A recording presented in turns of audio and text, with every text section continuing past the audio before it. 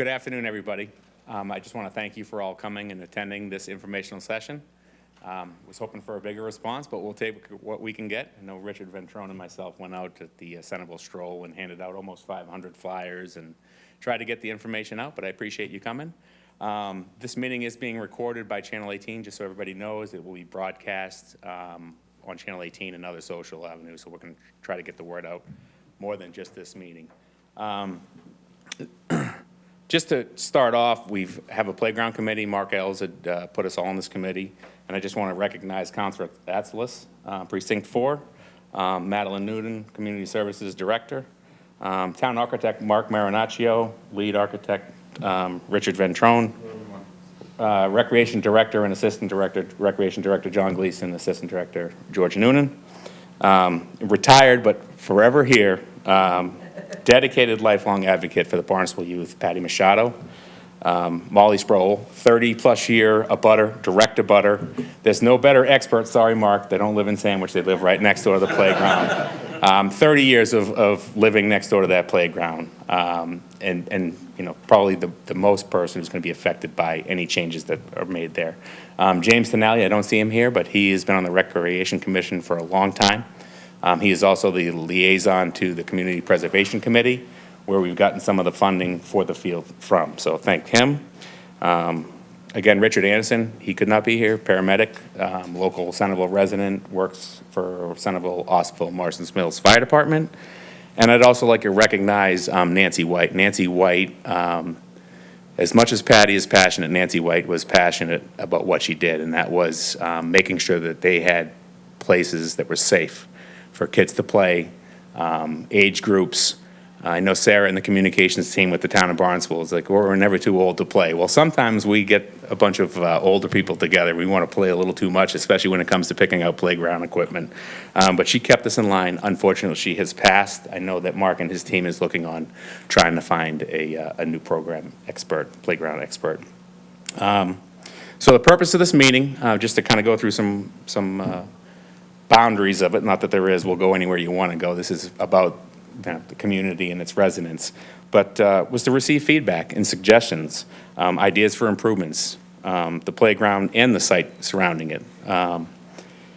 We have secured funding through CPC for the playground, and we've also secured funding through a capital improvement project for renovations and additions to the parking lot, which are needed for ADA access down to the playground and also the field.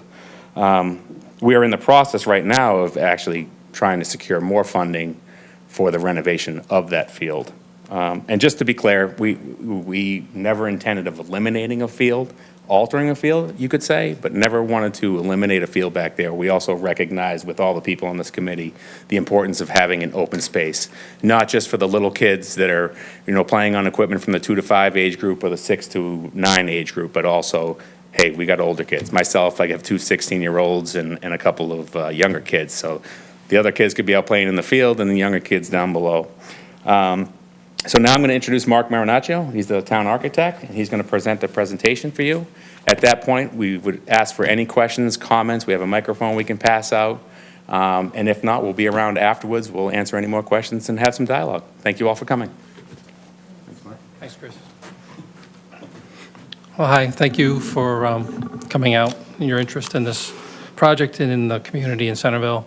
And as Chris said, my name is Mark Marinaccio. I'm the town architect.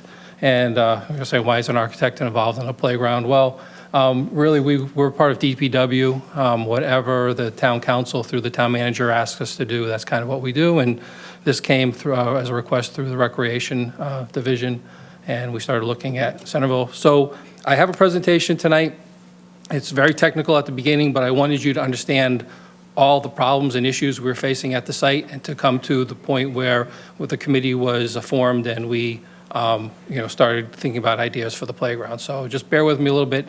At the end of the presentation, I have a number of topics to discuss, and I'd like feedback from all that, from all of you, dealing with not only the playground, but also the fields, also the parking lot, and your impressions of what you see tonight. So they tell me that whenever you do a presentation, you should start out with a joke. I've never done this before, so I have a playground joke. So why did the chicken cross the playground? to get to the other slide. All right, so there's my icebreaker. Keep being an architect, Mark. Thanks. And that's on video forever. Oh, please play it over and over again. Richard, you want to talk about this photograph that you found?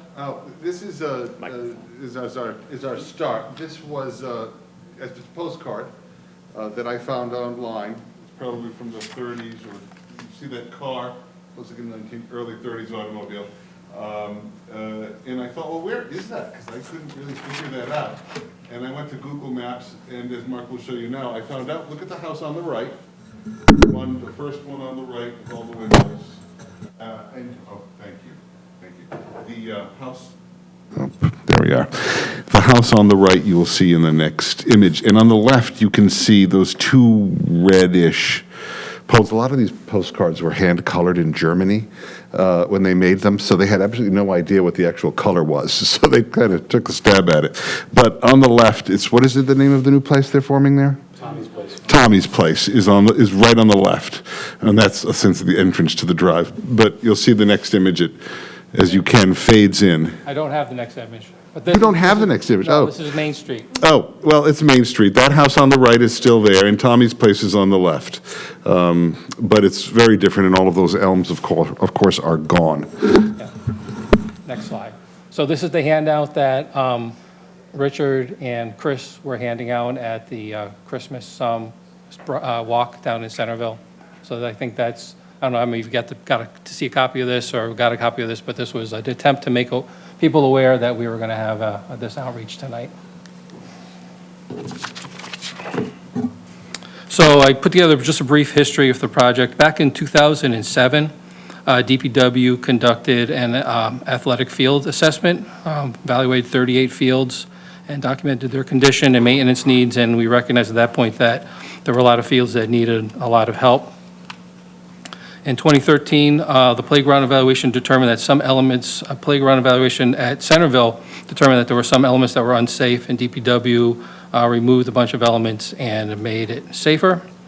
In 2014, the Recreation Division requested DPW evaluate accessible path options to the Centerville playground and options for a new playground. There had been a number of improvements and attempts to improve the access there. None of them met code requirements, so it was pretty obvious that we needed to take a closer look at what was going on there and come up with a solution.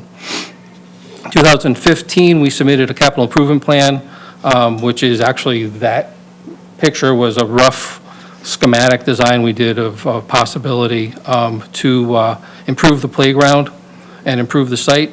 And in 2017 to 2019, the town conducted the comprehensive field study with public input in 2018, and they developed a 20-year strategic field improvement plan. And these two graphs on the bottom, you can't really see them, but the one on the right here talks about all the different types of fields and athletic facilities, what they currently had, and what was expected to be needed 20 years down the road. And then right here, this line, which you can't read, is Centerville Rec building and field. And at that time, they were recommending a multi-use field for that location. In 2019, again, this says the same thing. The field study recommended multi-purpose field at this location. And that field was scheduled to be renovated in 13 to 16 years from that date. Meanwhile, we were working on, what needs to happen to the playground and access to the playground separate from this. In 2021, funding was acquired from the Community Preservation Committee for improvements to the playground. And the town manager then appoints members to form a playground committee. Chris already went through those members, so I don't have to repeat it here. In 2022, funding is acquired through a capital improvement plan for the parking and playground access, because that was integral to gaining access to the playground. But just remember, it was 7 years in the making. That had been circulating for 7 years, went through when they did the playground, when they went through the field assessment, and then finally came all together at this point in time so we could do this project. And then in the future, Chris already talked about, we're going to be requesting funding for field improvement at the site. So this was the design drawing we put together in 2015. See if this works. That's the recreation building, the front parking lot, the stairs that go down, the existing playground area, the existing back parking lot, the field, and we had shown this parking extension here. And really, reason why is that there's a 15-foot grade drop from here to here, and you can't really do that with a sidewalk in one shot. So what we're trying to do is create this parking lot here to drop the grade about 7 or 8 feet to this point, and then be able to do a regular sidewalk down into the playground. This was the survey that we had a survey due. We had our survey department for DPW actually come out and do a topographic survey to document all the existing conditions. And with that, we asked a bunch of questions. You know, there was an existing field there that the rec department said was underutilized and in rough shape. We said, what is that field? Is it a regulation-sized field, or is it a sand lot? It has stone dust infield, which we don't do anymore. I mean, I remember playing in stone dust as a kid, and you'd slide and you'd get raspberries. Right now, we use an infield mix for all of our infields now, which is like a clay, softer material, no stones. The existing field was not accessible due to the grade slope of 7 feet from the existing parking lot. And updated playground we determined would be a destination playground, so we would need some increased parking there. Similar to, we had been working on Luke's Love relocation at the same time, and realized once you kind of build something nice, a lot of people from other towns are going to come there as well. We wanted to protect the existing septic system. Whoops. You can't see it very well on the slide, but it's right in here. And we wanted to increase the parking in order to gain access to the playground. And we wanted to fill in 3 feet of the hollow to raise the grade. So by lowering the grade of the parking lot and raising the grade in the hollow of the playground, we could kind of mitigate that 15-foot grade change. And we wanted to maintain the relationship of the playground to the village, which right here off of Main Street, there's that little entrance off the fence. Right now, this is a dirt path. It's kind of dangerous. It has those ruts and all those roots sticking out of it. So we knew that had to be resolved.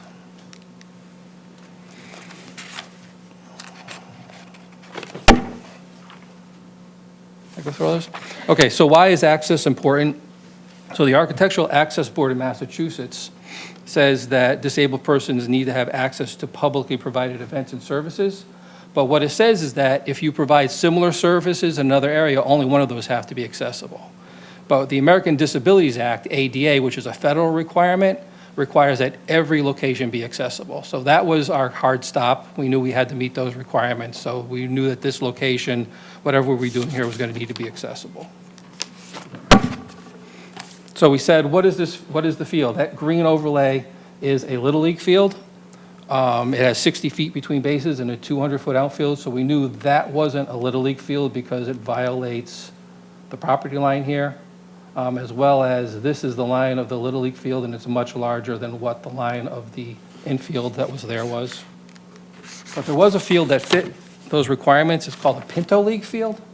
It has a 125-foot outfield, 125 to 150 outfield, and 40-foot baseline. And so that, you know, we knew that fit within this area here and matched pretty close to what the infield line was.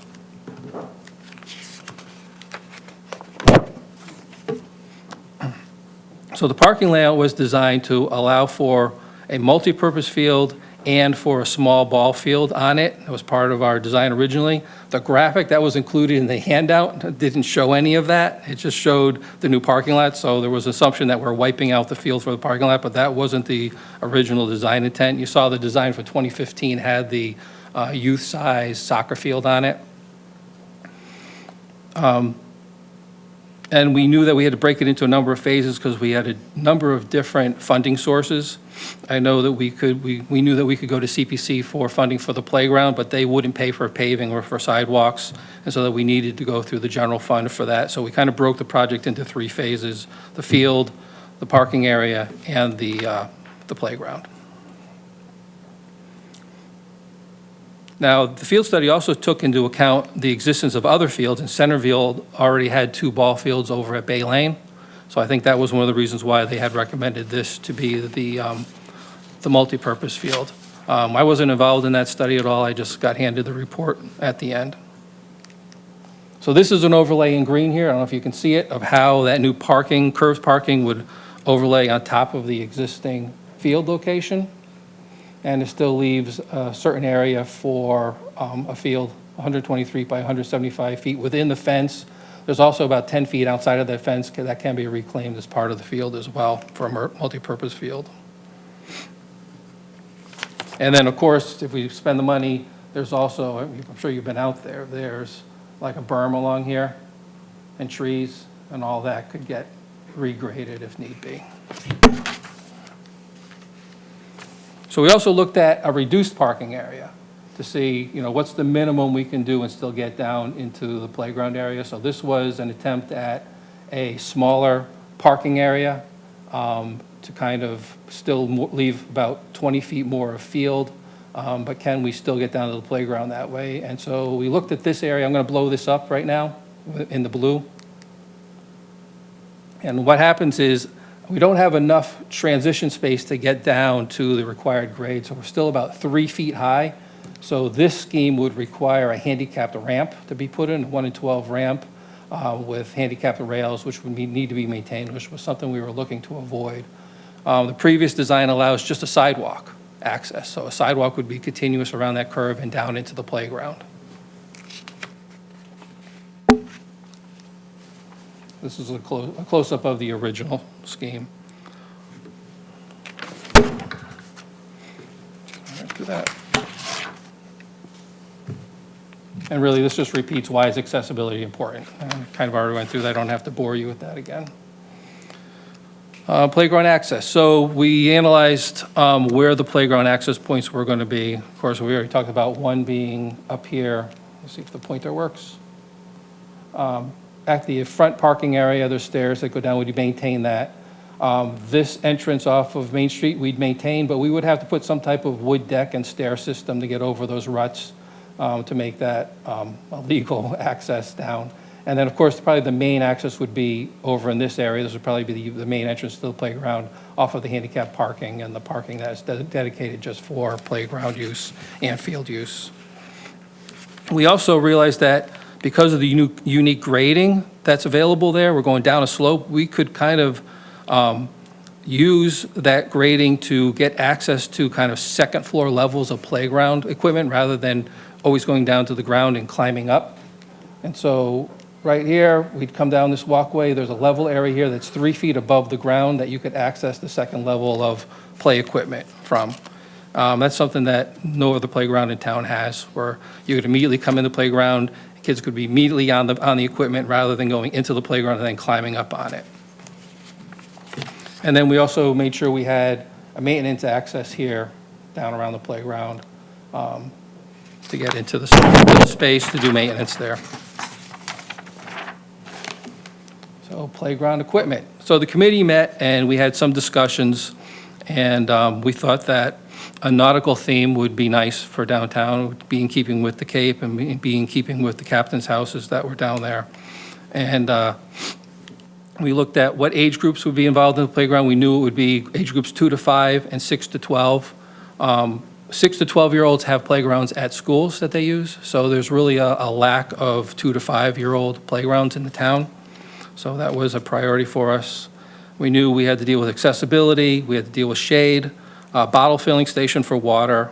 We talked about nautical theme, and along with the nautical theme, we thought, a ship play structure, a tree house, climbing elements, unique swing elements. The playground consultant recommended an orbital unit, teeter-totters, which I haven't seen anywhere in a long time. That's where you learned that you couldn't trust your friends. You climbed on a teeter-totter and they jumped off the other side, and that's how you learned that lesson when you were young. Swings, of course, and a kind of a jungle gym climbing net element, which kind of went along with that nautical theme. We went and we talked about surfacing.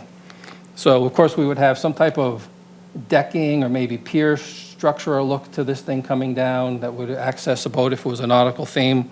We were talking about multicolored port-in-place surfacing. which is pretty standard today. We'd have like a blue area where the ships or water features, pretend water features would be. We'd have kind of a light blue where the shallows would be, and then we could go with like a sand-colored poured in place for, land areas. Is this that rubberized, like, how Luke's Love is? Yeah, like The Luke- whole entire area would be completely rubberized and not? Well, it would be this area here. We're actually still having conversations about that, and that's still open for discussion, but this area here, we were talking about poured in place, and then around it would be wood fiber for accessing. And we'll go into those different materials in a minute. There we go, surfacing. So there were a number of different surfaces that are used in playgrounds. One is wood fiber. It's inexpensive compared to the other one. It meets the basic accessibility guidelines of ADA if it's compressed properly. It's inexpensive compared to other surfaces. If it's compressed properly and it's firm enough, it's firm enough to technically allow for wheelchairs to be used on the surface. The cons to that are that it has to meet AESTM compression requirements, which are certain requirements for playgrounds.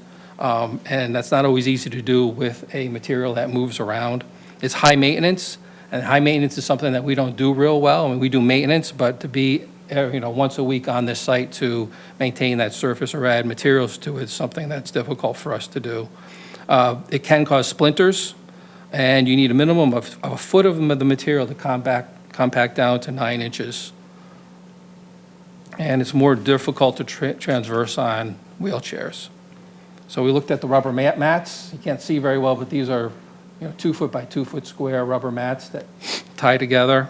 Our playground consultant that we've been talking to lately said there's no way that she would recommend those because yes, they're inexpensive. Wheelchairs can go on them, but they get hot and they buckle and shift and kids basically trip over them. Artificial turf is used. Has a 15-year warranty, has a natural appearance. It becomes very expensive, though, to meet the critical fall requirements at playground equipment, because what happens is you need to mount it up and you need to put padding underneath here, because there's certain requirements for, if there's a certain height like here, there's a fall requirement where if somebody falls, there has to be a certain amount of cushion at that location around that playground equipment. So it's difficult to do with that. And some of the older turf has a bad reputation because of PFAS contamination. That's an emerging contaminant that you've probably heard a lot about, especially on the Cape. And then there's poured-in-place rubber, which has really become the standard for playgrounds nowadays, and that was something we were leaning towards. It's easy to meet the ADA guidelines, meets the critical fall height requirements. It only needs periodic maintenance.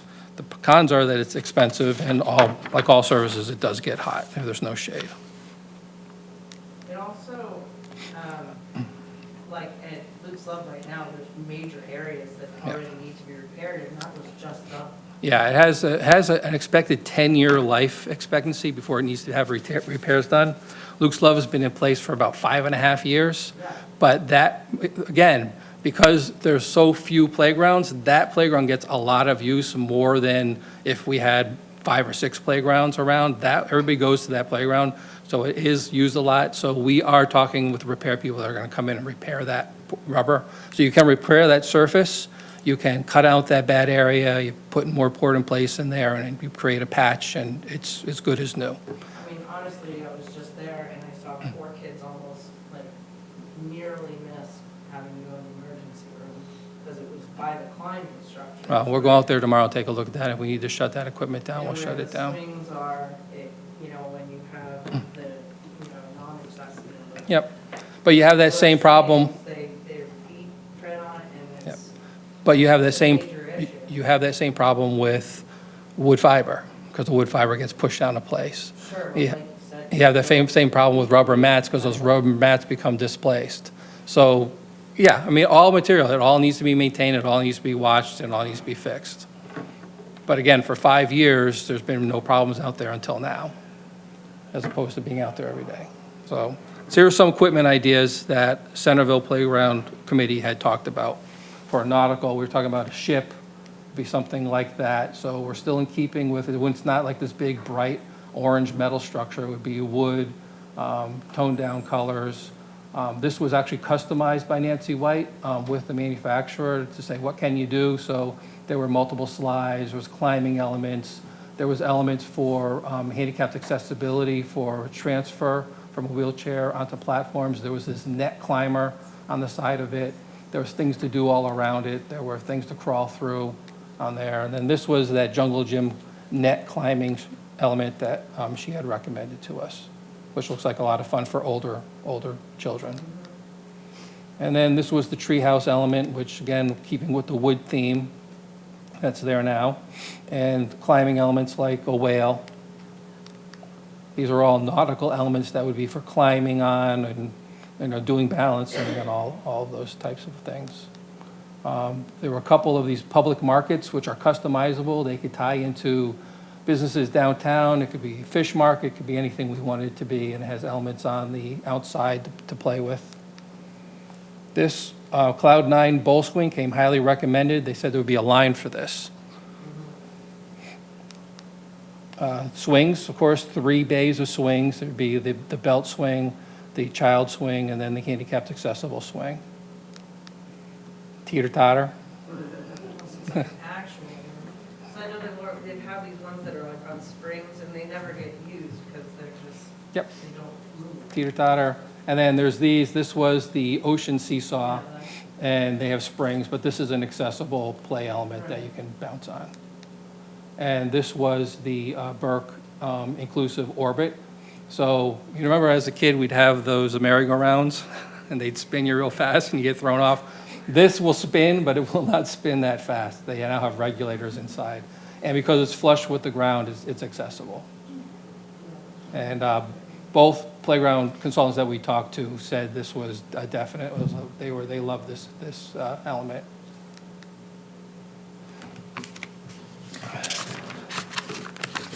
So, some feedback on the playground. You guys saw kind of where the committee was headed, some of their recommendations. Let's start with, the first topic would be overall playground theme. Anybody have any comments about the playground theme? What you thought? Is nautical appropriate? Do you think it's not? Is something better? Want to do 5 flags, 6 flags, whatever, 7 flags? No? How about types of play? You've kind of seen what we were proposing for the types of different play and the age groups. What about slides? Yeah, so there are slides on the climbing elements. So on the treehouse has 2 slides, and on the ship has 2 slides. One's a curved slide. We had talked about a grade slide, where when you first came into the entrance in the ground, there's a slide that takes you down. But those are $50,000 to put those in, and they're either like real popular or they're not used at all. So that's in the background, but it wasn't something that was within the budget to do.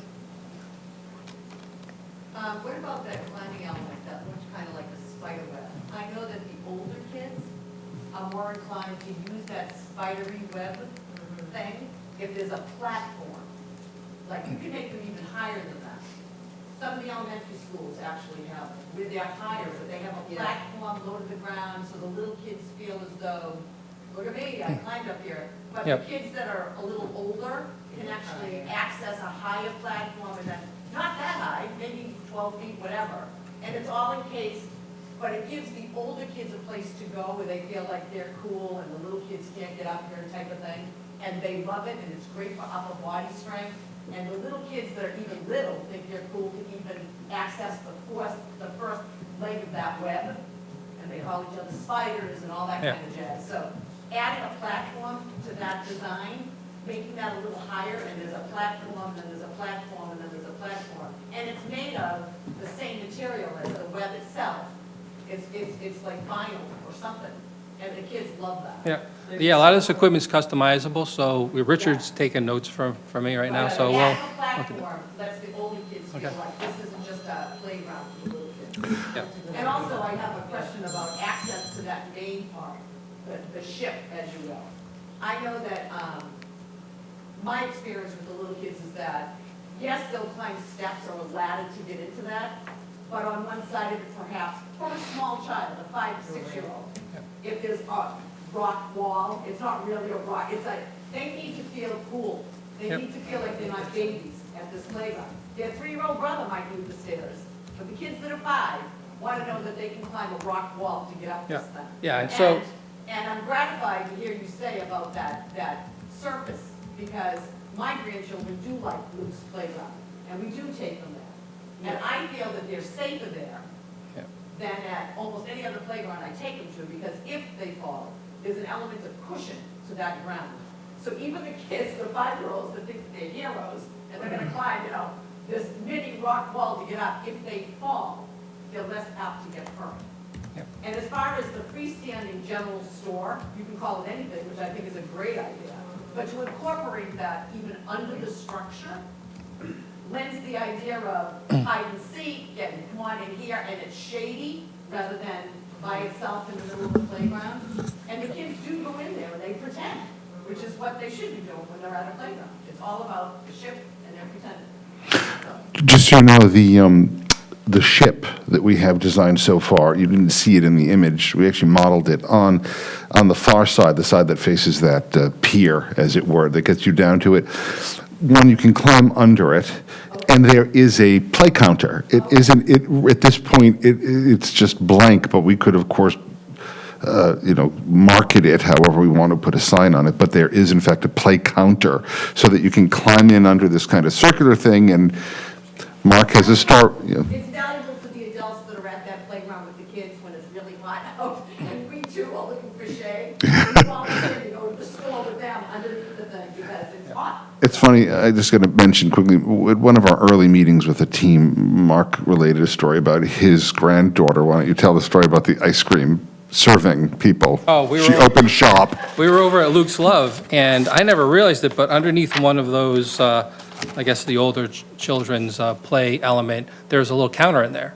And so all of a sudden I realized, like, where did she go? And she's under there, and she had a line of kids, and she was selling them ice creams out of the little booth, and it was just made up as you And if go. we're talking about Luke's too, and I don't know if this is a copywritten thing or whatever, but it's fun to have, they have pictures, on the thing, like, did you see the crawfish? Yes. The kids all look Yep. around and find the things. So if we wanted to have, like a scavenger hunt, right? Just a reminder, they need to speak in it, because we're on Okay. Channel 18, and it's loud, we all are.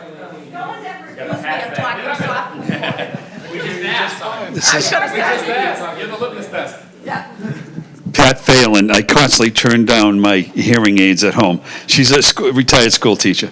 I've never used a microphone in my life, but The only reason is our videographer said she's loud, not loud enough. so, I'm not going to repeat everything I just said, because no, people keep here have going. heard it. But a scavenger hunt for little kids, Yep. and for the big kids too, make it a little difficult. We've been talking about adding a musical element as well to this, which isn't part of what we had talked about so far. But one of the consultants came in and said, well, what about a musical element? And showed us some nice things. Yeah, My really big good. argument was at Luke's Love, there's nothing to hit the elements with. You're hitting them with your hand. Except the bongo things. Yeah. Yeah, but they were reassuring us there's ways to incorporate something where you could actually hit something, make Yeah. some sounds. To piggyback on her climbing structure thing, if you take a look at the playground they have at the Esplanade in Boston, they have a fantastic climbing structure there that we used to take the kids from the Advent school over to. Sorry, thanks.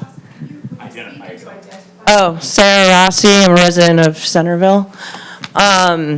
I was just piggybacking on our idea about the climbing structure and the height of it.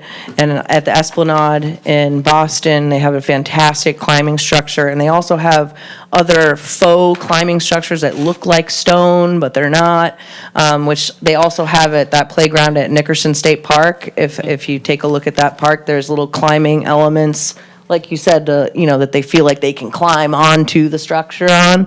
So it feels like they're kind of climbing pilings to get to it, which would kind of go with the theme, which is a very nice suggestion.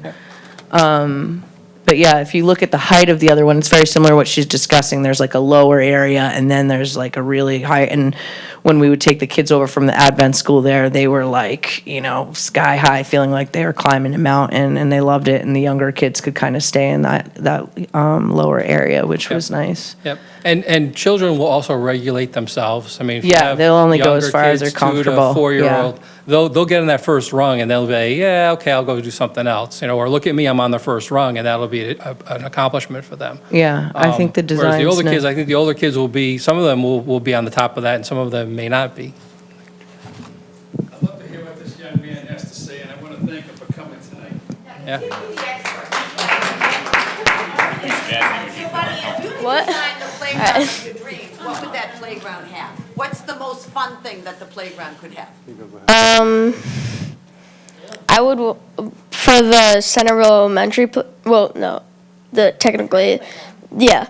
I would want the baseball field to be upgraded, like, in multiple ways, and, yeah, basically that. And to upgrade the playground. What is this young man's name? Owen Cook. Owen. Thank you, Owen. Thank you, Owen. How old are you? 10. Very valuable input. Good job, buddy. Thank you.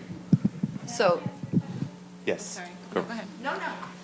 I was just curious if, oh, Kristen Koch, I was just curious if the trees, or any of the trees are going to be taken down. Like that one in the middle, I know my kids love to climb on, and I wasn't sure if that was part of the plan or not. Yeah, so the tree, as you see right here, that's the memorial tree that everybody likes to climb on. What we took a look at is, we knew we were bringing grading in here, but we wanted to maintain some of the existing site improvements that were already there. And so that tree's staying. The tree line, around here, this is the existing tree line that's there, so there may be a couple trees that need to be taken down, but for the most part, that tree line's staying intact.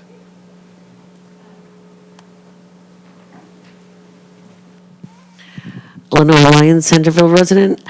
You mentioned you were going to do things for shade. What will those be? Because some playgrounds get so hot in the summer. Poured rubber. And Luke's Love is one of them in the summer. Oh, boy. Yeah. Terrible. I go under it. We have a shade structure as part of the program.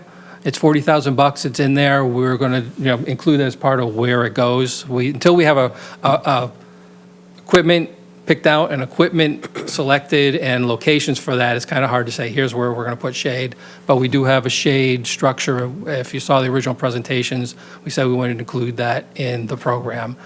Whether it gets added immediately or we have a place for it and it gets added later, we'll see how that works out. I have one more question. You mentioned a musical theme or putting some music in there. I see that at playgrounds. I see that at lots of kind of newish playgrounds, but I don't see kids using it, like, ever. They'll tap and go. I mean, it's not something that sustains interest. Do other people have different experiences? Thank you. I'm Karen. I'm a Centerville resident. I have 4 kids, and the younger kids play with them when they can't join in tag or hide and seek, and they'll sit and play. Centerville Elementary School just has musical notes that you swing side to side that hit bells, and my 4-year-old will just sit there and play with that forever. Like, it's just and bongo drums. It's just a small thing that they get to do by themselves at the playground. It's an independence thing for sure. The bigger kids, not so much. They do just tend to, like, bonk and walk away or throw wood chips on it to make cool sounds. But yeah, that's about it. I think it depends on the musical, what it is.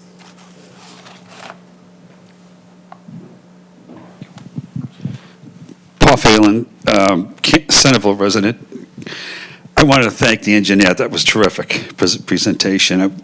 Folks from the recreation, the engineer, and everyone else from the town. This is a real gem. I read 3 years ago, prior to COVID, that the money was appropriated, and this, of course, then the world stopped. My thought is that the original picture in this presentation, you don't have to go back to it, but the one from Germany, this is something a little bit separate, but I think it needs to be touched on because we're all here because we care about this little Centerville area. That road is a moat. You might as well fill it with alligators. No one can get across there. And this is not on anyone here now, but it's something that everybody should be discussing as well. Barnstable, the town village has those speed bumps, and maybe those will help. But I go back. If you give me just a minute here to recount that I was involved with 2 prior playground projects. One was in the city of Boston. And I'll never forget, we needed 150 holes drilled. The National Guard came down to help us, and they had a helicopter land on the field and inspect the troops. The truck that they brought with this big auger got bogged down. We had to do them by hand augers. In those days, everything was pressure-treated wood and tires. And I'll never forget when they tore it down, it was $60,000 to remove everything because it was hazmat. This seems to be something that's needed in the village, and I think everything was touched on that I would like to, I don't need to add anything else. You talked about shade and climbing stuff, and I want to thank the committee especially. Okay. Can I just ask, has there been any thought to, around the field area, putting in like a walking path? Well, we really haven't done any design work on the field other than saying, whatever's left over, this is what will fit there. Yeah. Because we haven't gone to funding for it. Okay. And I know Recreation, Chris, when he was with Public Works, he was really pushing for that because he was in charge of actually maintaining some of these fields, and he recognized the condition that it was in. So, when the field study was done, it was down at year 13 and 16, and Chris had conversations with Public Works Director and said, what can we do to kind of push some of this forward because it needs to be done? And so we decided we were going to incorporate it into this phase, three-phase program. There will be an application to CPC for those funds. There will be a hearing for that, and there will be discussions about what that will be as a separate project. I have noticed that the field is underutilized, and is every field all summer, unless someone has an organized event there, like the Cape Cod Baseball League does down on Bay Lane. I kind of like that it's kind of rural, and I have seen the recreation camps use that quite a bit. And so my fear is that once it's done, soccer's going to come in and want to take over the place, or lacrosse. You never know. Right. Well, that field would be, if it becomes a multipurpose field, that would be regulated by the Recreation Division, as they do with all the other amenities. So if somebody wanted to use it, they would sign up for it. It would be all controlled, I would assume. Yep. Hi, Jim Sproul, Main Street, and Butter, and I just wanted to, first of all, echo his comments on the committee's work. It's been fabulous, and I think they're taking into consideration a lot of the features that are required. I would like my purpose of my comment is to understand how we can maximize the ball field and minimize parking. In other words, I know they come together, but could you just share some of the data that you use to analyze how many parking spots are needed versus the extent of the ball fields? Yeah, well, really, And by ball fields, I'll qualify that, I mean field of play. I mean, I don't know what the final design would be, but I'd be in favor of maximizing the usage of that area as opposed to encroachment Yep. because of parking. So as I mentioned, we took a look at what the existing field was. It's not a regulation Little League field, but that regulation Pinto size for the younger kids, it fit those dimensions. And so when we moved forward with this plan with the curve, we're really designing that curve in order to gain access into the playground. That was the problem we were solving, but we also saved enough room for a similar size field, ball field to be relocated there, as well as the soccer field. So you can see right here that that's, if I get the pointer to work, which I can't right now. Well, you can see the ball field to the left there superimposed over the youth size soccer. So really the design problem was really, you're trying to make a decision between the two things. Trying to say, yeah, we want as much open space as we possibly can, but I still need to be able to get to this playground somehow. And that was kind of the wrestling match. So I understand, I just would be in favor of maximizing that potential usage. And I guess one other thing, I'd like to also comment on the amount of usage. I would tend to say that there's considerable amount of usage throughout the course of the year on that field. There's all kinds of programs that take advantage of it. There's programs at the rec building that utilize the play area.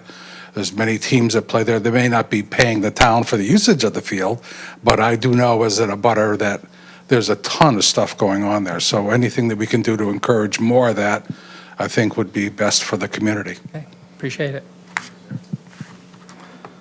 Was there any discussion about playground access? We talked about the 3 access points. Anybody have anything to add about that? Sorry, I have a Oh, separate sorry, question. go ahead, I'm go so ahead. sorry. That's okay.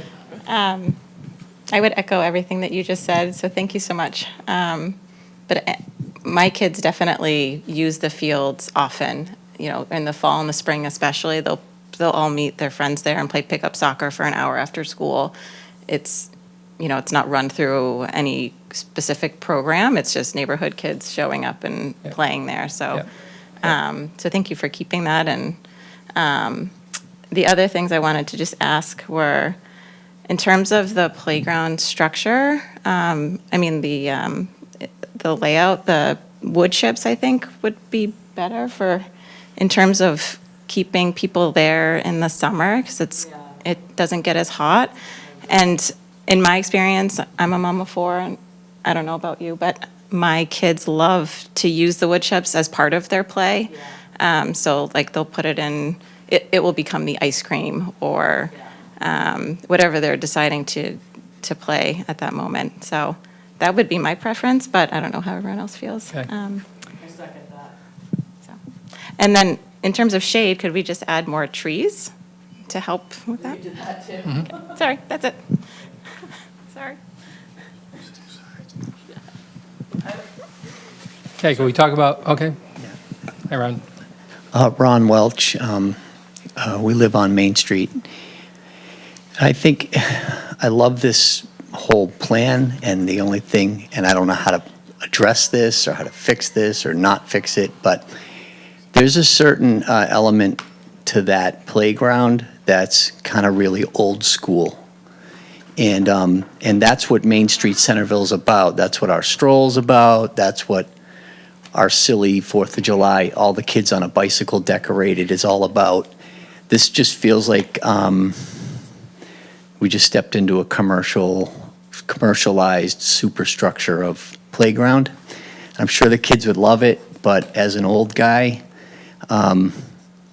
keeping a bigger field and maybe a few less things, I think, we spend a lot of time down there with our granddaughter.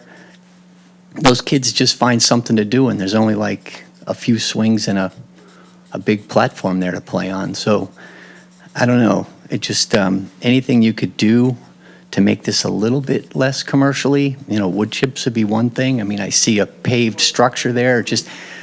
I'm sitting there going, oh yeah, that's definitely part of the vibe of Centerville, you know what I mean? And it's not. So I don't know how to keep that in mind as you develop this, but as a resident of Main Street, it is important.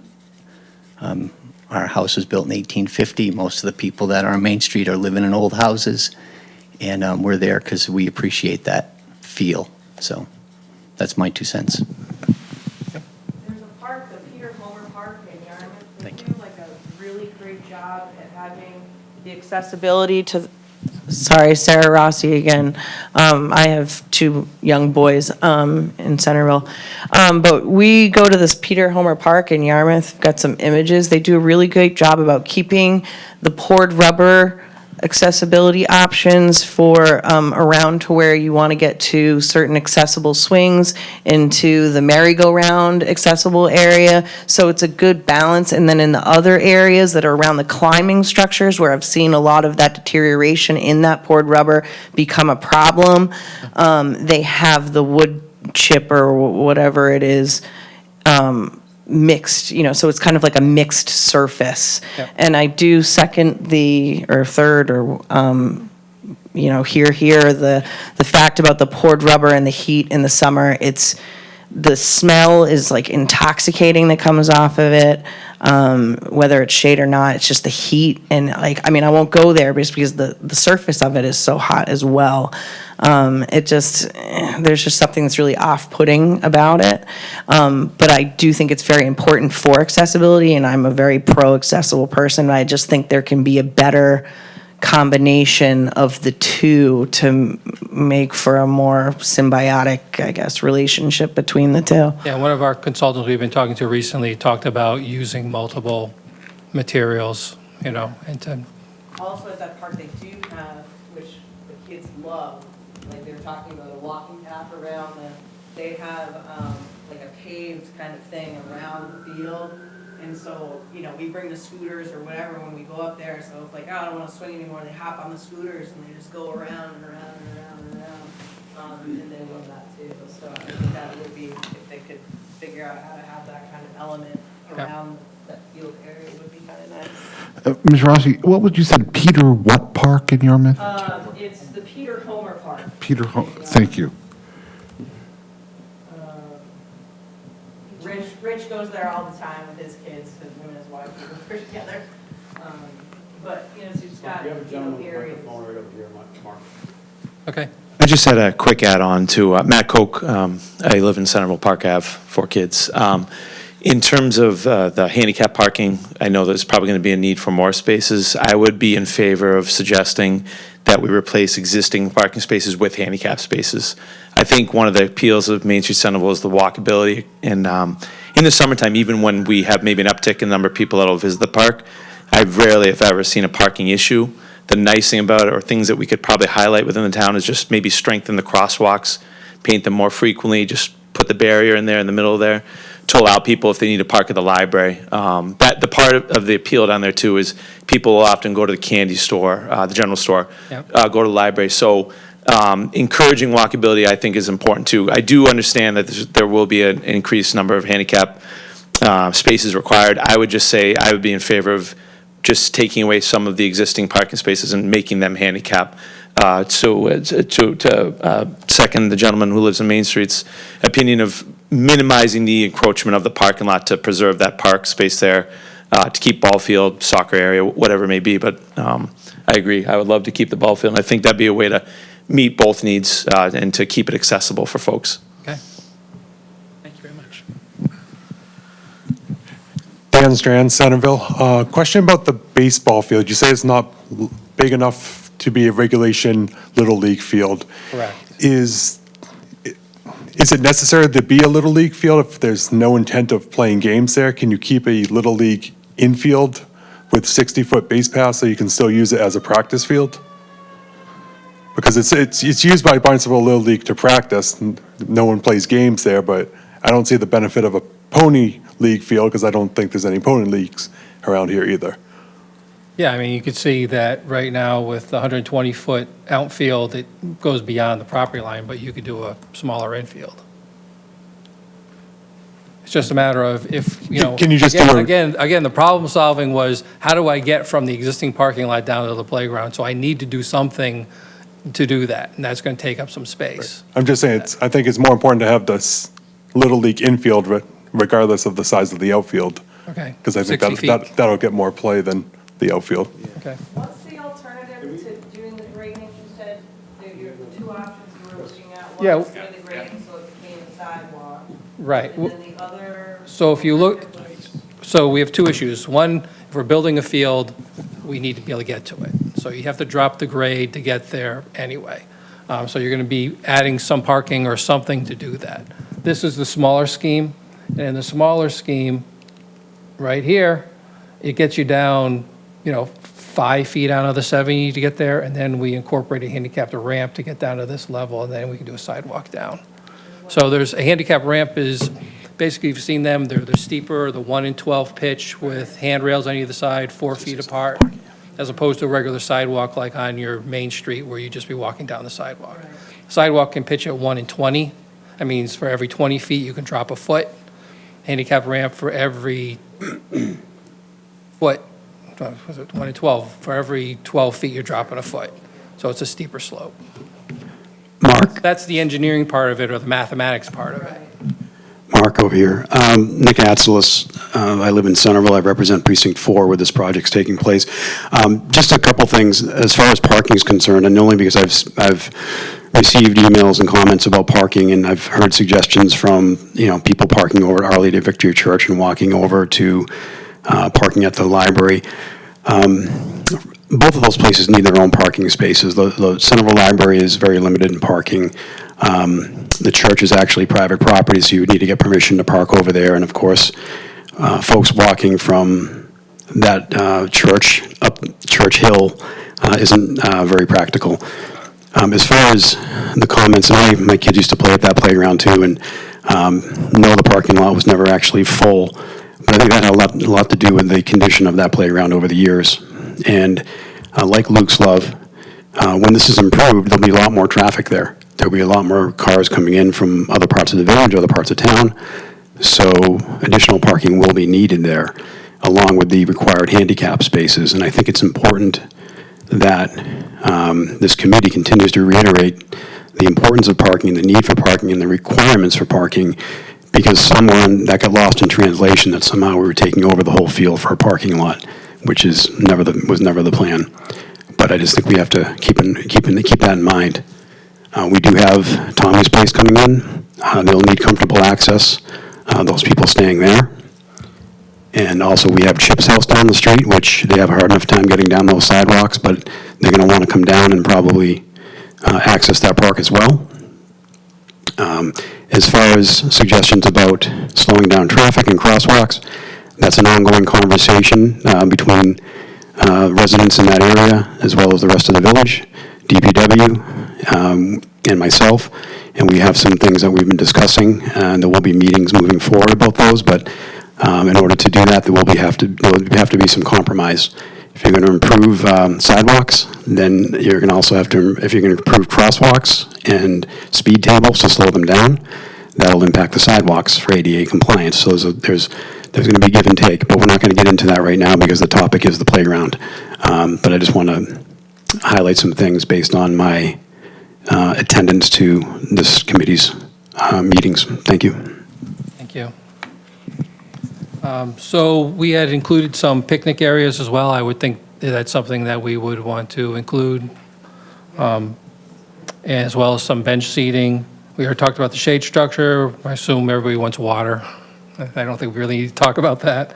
And then the existing memorials tree, we already addressed that. But there's one thing we haven't talked about. There's memorial tags out there. You know, the dog tags that are on the thing. I'm assuming we're going to be relocating that and reinstalling those somehow. That has something to do with the historic use and people who donated their time and funds to the playground. I don't know a lot about it. I thought maybe somebody could enlighten me on that topic. Through the Centerville Civic Association, part of those fundraising activities that Yep. committee work under the Centerville Yep. Civic Association. So I would think we'd be in favor of keeping those and relocating them or doing something with those. How you doing? Matthew Levesque from Marston's Mills. I'm also a town councilor. Also a past president of Barnstable Little League, so I sympathize with the interest in the baseball field. Actually, when I was the president of Barnstable Little League, and I think we had 438 kids in the program at the time. We concluded 5 and 6-year-olds because rec department had handed us them, and we predominantly used the Bay Lane facility, which was before the council, but then kind of withdrew from the council because maybe we're looking for CPC funds now. But I believe that's still an open topic of discussion as far as improving that. So there is a little bit of a focus over there at Bay Lane, just to give you some history there. As far as this field goes, I don't think it's ever been part of the agreement to be used by Little League. And the reason why was because it was not a regulation field and the condition of the field at the time. Now, since then, and again, this is kind of a new thing, there's a great group of young families in Centerville that like using that field, and we understand that. So there's a little bit of a pivot now that needs to happen, and I know it's being discussed at the Recreation Department. Thank you very much, Chris Canella, Madeline Noonan, and all those involved there. And it was John Gleason who was behind me. Sorry, John. But this was kind of okay, well, can be part of a new agreement. So as we move forward with that, and again, this is kind of all news to me, I would assume if you're going to be moving the field location and kind of changing the dimensions, there's going to be a new backstop maybe, and new benches, maybe fences that go in front of those benches. So to Owen's point, there would be some improvements that would go there in regards to that. But to Dan's point, 40-foot bases, there's no need for 40-foot bases. What I would suggest is making 60-foot bases, but keeping the field dimensions even at 125 is fine, because it would mirror somewhat of what is currently there with the Little Fenway project. And so, that's just, again, because I understand the need, and from what I understand from talking to J.D. Stone, who's the president of Barnstable Little League, there is, you use that for the 6 and 7-year-olds, and for the Little Cape League, and so that's great, and I think it's great that that's going to be utilized, and we'll have some new facilities there, and I think maybe just putting the 60-foot base pass and keeping the dimensions, I'd like to think maybe give a kid's 6 and 7-year-old a chance to hit it over the fence, that type of thing, but yet keep it somewhat available so they can do pop flies and legitimate ground balls from home plate. So that's my 2 cents. Thank you. Okay. There was a comment in the back. Oh, this-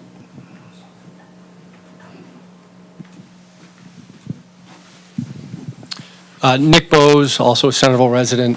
While we're talking about the baseball field, I think a lot of my questions have been clarified over the last few comments, but my one thing that's still open is, okay, let's say we go with a 60-foot base path. What happens, what are we doing with the fencing? 'Cause you're showing that we've gone over the lot lines in a certain corner.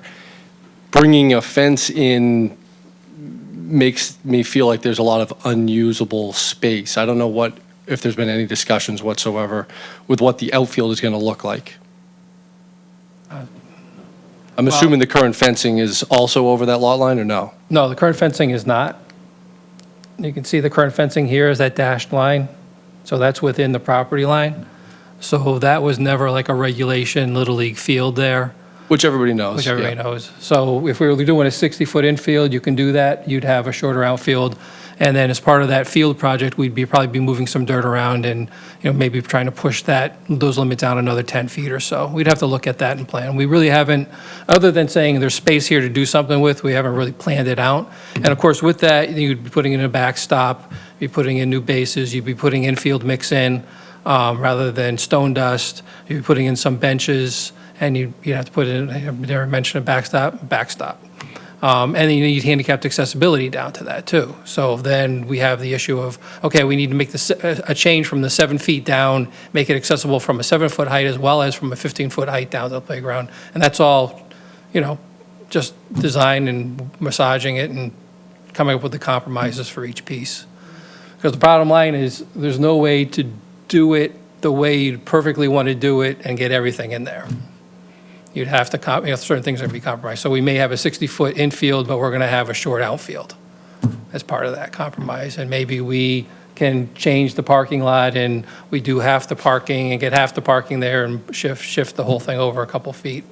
We'll have to take a look at it. Well, that's what this conversation was for, is to get feedback from you guys about what we were thinking, to correct what we're thinking, and then move forward. I guess in my head, and maybe I can't see it from back here, is that it's already a short field. That's fine. I wanted to make sure that you weren't going to be making it smaller and then moving a fence in even smaller than that, because then it becomes somewhat. Right. Well, this is what it is right now. Right now, it's 40 feet between the bases. I went out and measured them. Yeah. And it has it's a pinto field with a larger outfield is what it is. Yeah. So now part of the conversation is making a 60-foot Little League infield, but then we would just have a shorter outfield with it. Thank you, buddy.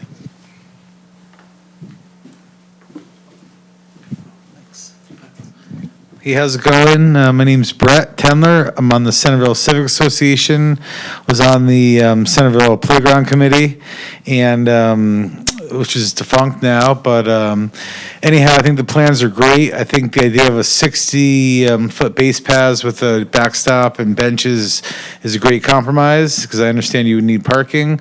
Regarding the playground, I'm a big fan of Bob Leather's playgrounds. I don't know if you're familiar with Bob Leathers, but that's who they have over in downtown Falmouth and Orleans and Truro, I think. It's the community playgrounds.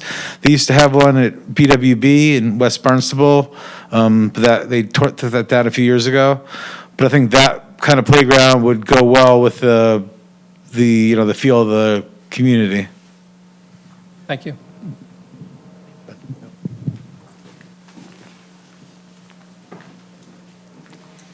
been waiting patiently.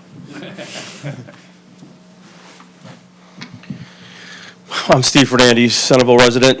I got three boys, and I'm the director of the Junior Cape League, Little League. And we're scrambling throughout the season, the Junior Cape League. We're growing since COVID. COVID kind of took a hit, but now we're up to 8, hopefully getting 10 teams this year, and we're scrambling for practice fields. Last year, we used that field for practice. We mimic the Baseball Cape Cod League, if you don't know, the little guys, and we use that for practice consistently throughout the week and throughout the season. And 60-foot base paths is great with a shorter outfield. I just thank you, Matthew, for saying that, because that's the infield is the most important part, and in training and in getting these kids the fundamentals of baseball to go up to the next level. So I'm glad that someone mentioned that. They always put me in right field where I could do the least damage. Yeah, the when I outfield. played, so I don't know much about At that age group, the outfield's not really, it's not needed, and again, if they do make it out there, they're superstars, you know what I mean? But the infield's, is the most important, so. Right. If we can maintain that as much as possible, I get the elevations, and you gotta do what you gotta do to get handicap accessibilities and make construction, just make more sense, the less steps, the better, right? So, thanks for. Okay, great, thank you.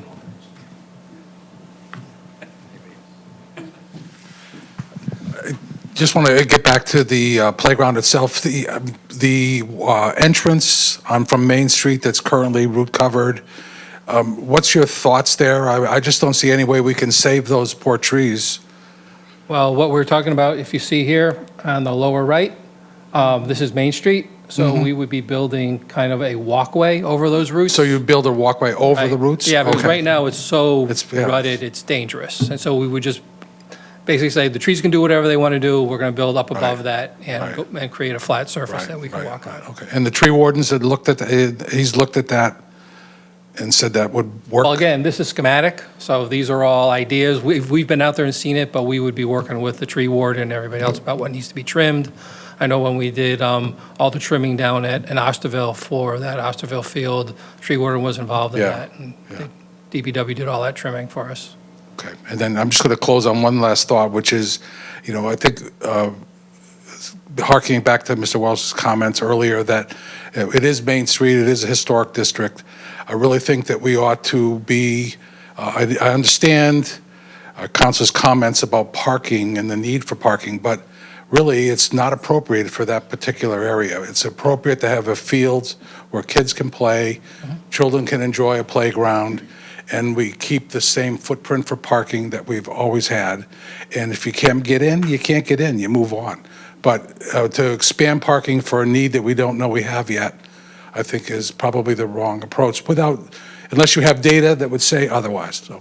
Well, I think the big thing with the parking is, if you're going to build a field there, you're going to need some parking for that, as well as we have to overcome the 7-foot change just to get to the field. So there's going to have to be something happening there. But I hear what people are saying. We want to minimize the impact of the paving, and we want to increase the impact of the field and the playground. So, yep.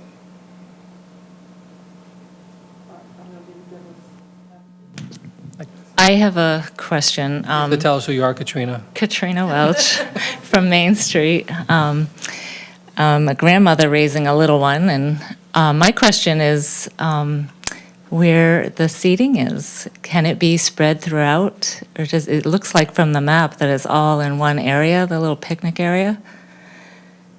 Couldn't we have picnic tables throughout with little umbrellas or something for shade? Yeah, we originally thought of this area in the middle being like a picnic area, but this is a steep slope, so you're not going to want to sit there. So we do have picnic tables in this area. There's a tree line that comes up in here. So we were planning to have access down and this be kind of wood chips and have some picnic areas in there and around this tree. Down in here, you see those little squares? Those are kind of picnic tables. And these can be benches too, of course, And benches and some picnic benches. tables. We're showing picnic tables. Benches don't read terribly well on a drawing like this. They look like little rectangles. But yes, there'll be a mix of those things. Great.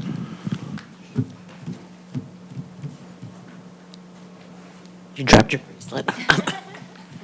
Lenore Lyons, Centerville resident. I was wondering about the seeds too, and honestly, I had no idea the field was used so much, and knowing nothing really about baseball or Little League, it seems to make sense to have the standard infield, anyway. But I was wondering about where the benches are. Also, what about a bathroom? Or Right. porta-john, or? So there would have to be porta potties or be- something provided there. The building's not open all the time. It's open when recreation department uses or when other people use that facility. I know there was a mother daycare type thing going on there at one point, and so that had the basement open for access to those bathrooms. So yeah, that's all gonna have to get addressed as far as how that works. Okay, and my last question is there a target date to bring children to play?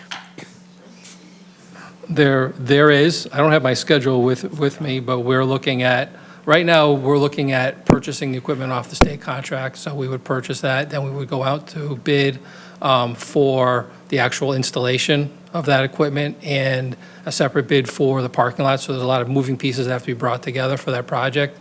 So it would be a matter of how fast can we get those drawings done, how fast, based on this meeting, can we get together and have a reevaluated design. So it may be the fall or it may be the spring of next year. Okay. To start. You know. When are kids construction, you know. coming? Next summer? Yeah, you know, right. And then playground, then equipment availability and, right. One thing, I'm Karen from Centerville. Bathroom has never been an issue for Centerville families going to the playground. You just go home and come back, or it's the end of the day, walk down and get an ice cream and use the bathroom. Library is right across the street. It's never been, I would say, an issue, so we don't need a structure, like an actual bathroom, but a porta potty would be nice. As an athlete and a mom, nobody plays soccer on infield debris. Whatever you're putting there, nobody's going to play soccer if there's an infield. Just putting it out there. Another thing, I hope that when you do level the baseball field, that some of that fill goes to some of the problems where you have like a steep incline. So just move that fill over here, maybe make it so that you can have a picnic area at the top of the hill with good vantage point down onto the playground, or on the other side where you have all those roots and even those steep landscaped areas. I think that fill shouldn't be something that is left out of an equation. You can just move the dirt to where you need it to make those areas. That's all. Yeah. Okay, well, we've kind of covered all the topics I have, even though I didn't say what those topics were. So I think we're good if there's any last comment, and otherwise, go ahead. One more quick question. I can't see the existing septic on the plan, and I don't want to deviate too far from this plan, but with everything going on with upgrade and sewers and septics, is there any plan of getting that refurbished while you're in there digging away? Well, Because that's a Title V system we put in about 8 years ago, so that's up to par right now. It used to be an old cesspool system that was all replaced. Okay. So that is, I was here about 8 years ago, we replaced the system and put in that leaching field. with the current DEP changes that are coming up, Well, that are not the telling ones, us to when they pass those, we'll have to address deal with that. it then. I just didn't know Yep. if we needed to address it before, you know what I mean? While everything was dug up, that's all. No, maybe by the time we start working on this, it'll come up and we'll have to address it. Or if town Right. sewer, I don't know if it's going to get connected there or not, but. Again, we are, DPW, we implement policy, we don't make policy. And so the orders that we're implementing kind of have come down through you to the town council, to the town manager, to us. So we're during design, we have a certain amount of ability to kind of move pieces around. So even with the field, we've done the field study, but even with the ball field, you have two counselors here who are kind of like moving that direction, so I'm getting the impression that's the way it's going to go. But still, they have to give us the direction to do that. Okay, thank you very much. I just got one more or two comments. So town center is scheduled to come up Main Street, Centerville, so the rec building will eventually be connected to that. But in the meantime, that system's in good shape from what it sounds like. I just want to make a comment that similar to the comments I made the last town council meeting two Thursdays ago. I'll be much more brief. First of all, thank you everyone for coming out, showing up at this meeting, asking great questions, being well informed, coming in, and probably hopefully being more informed as you've now left here. I would just invite anyone who has questions moving forward. All these folks on this committee are available, email, phone, text, in person, to answer any questions you have. And I highlight that because, unfortunately, with social media today, online petitions that are oftentimes based on inaccurate information, for whatever reason, people get a different sense of what's happening as opposed to what's really happening, which has been shared with you here tonight. So I would just ask that instead of relying on petitions, social media comments, and posts that may lack some accuracy, call any one of these folks on the committee, including myself. My phone number and email is public information, as are the folks here on the staff. So that's just my closing comments. Thank you for your time, everybody. And if I might just add something, one of the things that can be very deceptive about what you saw today in drawings is that it all looks very finished. They look like finished drawings. They look like construction documents. They are not. They're kind of sketches, and the committee still has a good deal of work. All of these great comments, I mean, really, some that really stuck out to me about the character of the village and all that. We're going to take that and review all of those and reassess what we want to do. But this whole team, this whole committee has been really invested in this project. We've all been really excited. We've kind of got to be kids again in a certain way, living vicariously through designing it.